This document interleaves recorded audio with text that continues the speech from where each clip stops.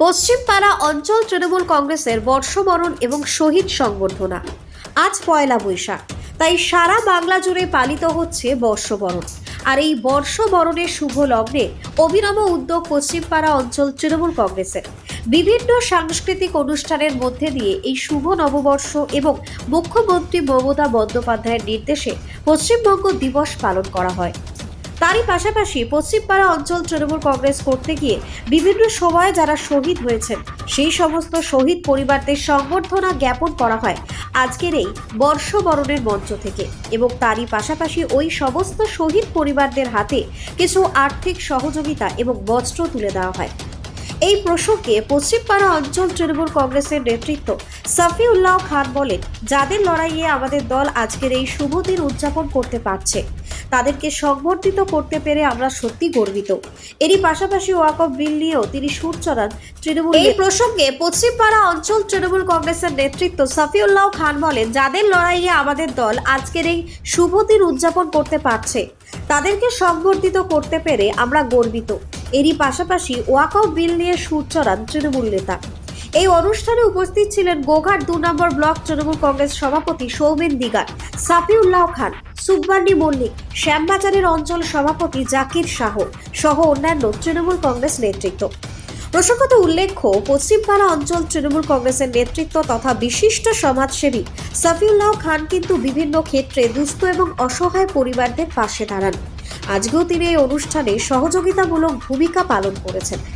গোটা অনুষ্ঠানটি সম্পর্কে পশ্চিমপাড়া অঞ্চল তৃণমূল কংগ্রেসের নেতৃত্ব তথা বিশিষ্ট সমাজসেবী সাফিউল্লাহ খান কি বললেন বা উপস্থিত অতিথিবর্গরাই বা কি জানালেন, শুনবো বিস্তারিত টার্গেট বাংলা নিউজের পর্দায়।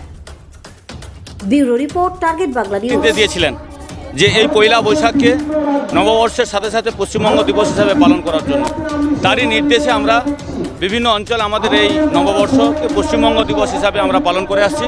এবং সাংস্কৃতিক অনুষ্ঠান, যে বিভিন্ন বাচ্চা কচিকাচারা যারা শিক্ষার্থী, যারা নাচ গান শেখে, তাদেরকে পারফরমেন্স করিয়ে তাদেরকে নাচে গানে অংশগ্রহণ করে যুক্ত করে এই সুন্দর দিনটিকে আমরা আনন্দমুখর করে তোলার জন্য আমরা এই পশ্চিমবঙ্গ দিবসের মূল উদ্দেশ্য। দেখুন, এইখান থেকেই আমি এই বার্তা দিতে চাই। আজকে এই পশ্চিমবঙ্গ দিবস আমরা যেখানে পালন করছি বাংলার শুভ নববর্ষের প্রথম দিনে, সেটা আমরা পালন করছি পশ্চিমপাড়া অঞ্চলে। এবং পশ্চিমপাড়া অঞ্চলের একদম রামানন্দপুর একবারে যেখানে বলা একদম সংখ্যালঘু অধ্যুষিত অঞ্চল, যেখানে আজকে নাচে অংশগ্রহণ করছে, পার্টিসিপেট করছে, যেখানে আমার হিন্দু ভাইয়েরা বোনেরা, আমার মেয়ের বয়সী মেয়েরা যেখানে অংশগ্রহণ করছে, আমার বাচ্চা মেয়ের বয়সী মেয়েরা গানে অংশগ্রহণ করছে, নাচে অংশগ্রহণ করছে।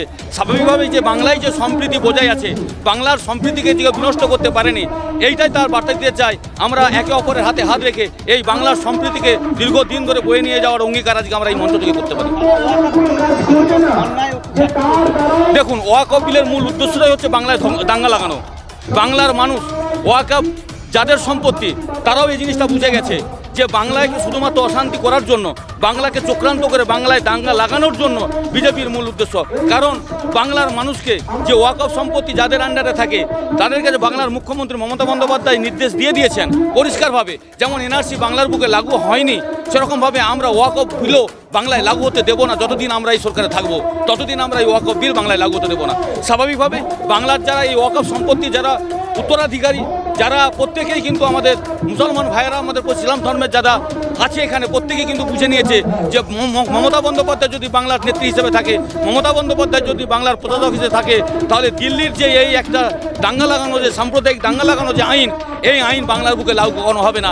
এই ভরসা আমরা মমতা বন্দ্যোপাধ্যায়ের উপর করতে পারি। আমরা নয়, আমরা এখানে যে হিন্দু মুসলমান প্রত্যেকেই আমরা জানি যে মমতা বন্দ্যোপাধ্যায় কথা দিলে কথা রাখে। মমতা বন্দ্যোপাধ্যায় যখন বলেছেন বাংলার বুকে এই আইন লাগু হবে না, তো নিশ্চিত আমরা বাংলার বুকে এই আইন লাগু হবে না। শুধু একটা বার্তা দেবো যে ভুল বোঝানোর জন্য দিল্লি থেকে কিছু মানুষ বাংলায় এখানে উপস্থিত হয়েছে, তারা মানুষকে চক্রান্ত করে, মানুষকে ভুল বুঝিয়ে বিভিন্নভাবে উস্কানিমূলক বক্তব্যের মধ্য দিয়ে, কথাবার্তার মধ্য দিয়ে বাংলাকে অতিষ্ঠ করে দেওয়ার চেষ্টা করছে। তাই প্রত্যেকের কাছে আমি করজোরে অনুরোধ করব, যাতে কেউ অপপ্রচারে কান না দেন, যাতে প্রত্যেকে সঠিক তথ্যটা নিয়ে তারপর কথা বলেন, এইটুকু বলার জন্য আমরা প্রত্যেকে নির্দেশ দেবো। বাংলা নববর্ষের প্রথম দিনের সকলকে শুভ নববর্ষের শুভেচ্ছা ও প্রীতি ভালোবাসা জানাই পশ্চিমপাড়া অঞ্চল তৃণমূল কংগ্রেসের পক্ষ হইতে। এবং আজকে মমতা বন্দ্যোপাধ্যায় উনি নির্দেশ দিয়েছিলেন যে প্রত্যেকটা ব্লক এবং অঞ্চল তারা নৃত্যশিল্পী দিয়ে এবং সাংস্কৃতিক একটা অনুষ্ঠানের মধ্য দিয়ে শান্তি এবং সম্প্রীতিকে বজায় রাখার জন্য। সেটাই আমাদের তৃণমূল কংগ্রেসের অর্থাৎ পশ্চিমপাড়া অঞ্চলের সকল নেতা এবং কর্মীগণেরা মিলে একটা যৌথভাবে আজকে সুন্দর একটা মনোরম পরিবেশের দ্বারাই আজকে আমরা শুরু করলাম। দাদা, ওয়াকআপ বিলের দিকে থেকে অন্যায় অত্যাচার, যেখানে মুখ্যমন্ত্রী মমতা বন্দ্যোপাধ্যায় বলছেন যে শান্তি বজায় রাখুন, আপনাদের পশ্চিমবাংলা অঞ্চল কী বলবেন?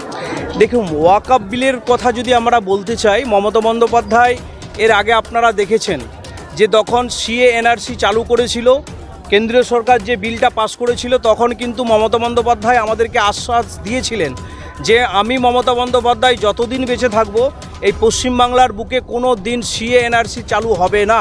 এটাও আপনারা দেখেছেন। আমাদের দেশনেত্রী এবং অগ্নিকন্যা মমতা বন্দ্যোপাধ্যায় সবসময় বলেন আমি বাংলার মানুষের পাশে আছি, বাংলার মানুষের সাথে আছি। তাই ওয়াকআপ বিলের যে বিষয়টিকে কেন্দ্র করে আজকে সারা পশ্চিমবাংলা জুড়ে যেভাবে একটা আফল্লিত হয়ে, যেভাবে মানুষের মধ্যে একটা ভেদাভেদ, মানুষের মধ্যে একটা সাম্প্রদায়িক দাঙ্গা লাগানোর যে চেষ্টা, সেটা কখনোই বিজেপি পারবে না। কারণ আমরা বাঙালি, আমরা মুসলিম কমিউনিটি, আমরা হিন্দু, সকলে যৌথভাবে ওয়াকআপ বিলের বিরোধিতা নয়, যেটা বিজেপি সরকার যে বিলটা এনেছে, পেশ করেছে, তার বিরোধিতা। কারণ এটা আমাদেরকে মাথায় রাখতে হবে। অনেকে বলছে যে ওয়াকআপ বিলের বিরোধিতা, কারণ ওয়াকআপ বিলটা হচ্ছে সরকারের তরফ থেকে, অর্থাৎ আমাদের গণতান্ত্রিক পদ্ধতিতে আজ থেকে পরম্পরম যারা হয়ে এসেছে তার কিন্তু সেটা থাকবে, যেটা বিজেপি সরকার নরেন্দ্র মোদী যেই বিলটা পেশ করেছে, যে কিনা যে ওয়াকআপ বোর্ড যে সম্পত্তি আছে, যদি কেউ মনে করে কালকে আছে আজকে হস্তান্তর করবে, এর বিরোধিতা কিন্তু আমরা সকল, আমাদের নেত্রী বলে দিয়েছেন যে বাংলায় কখনো চালু হবে না। ইলেকট্রিক বাইক কিনবেন, ভাবছেন কোথায় কিনবেন? সমস্ত মুশকিল আসান করতে এসে গিয়েছে ই-স্কুটির মেগা শোরুম আমান এন্টারপ্রাইজ। এখানে নামি দামি পরিবেশ বান্ধব ইলেকট্রিক বাইক পাবেন একেবারে কম দামে। আপনার সাধ্যের মধ্যে ইলেকট্রিক বাইকের মেগা শোরুম আমান এন্টারপ্রাইজ। 50,000 টাকা থেকে শুরু পরিবেশ বান্ধব ইলেকট্রিক বাইক, মাত্র 7 টাকায় চলবে 100 কিলোমিটার। এছাড়াও রয়েছে ফাইন্যান্সের সুবিধা। বিস্তারিত জানতে যোগাযোগ করুন আমাদের শোরুমে।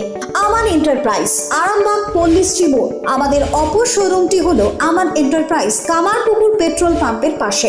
যোগাযোগের নম্বর 7001819289 অথবা 9734834099।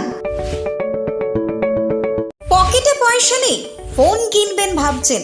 চিন্তার কোনো কারণ নেই। 0% ইন্টারেস্টে ফোন কেনার সুবর্ণ সুযোগ।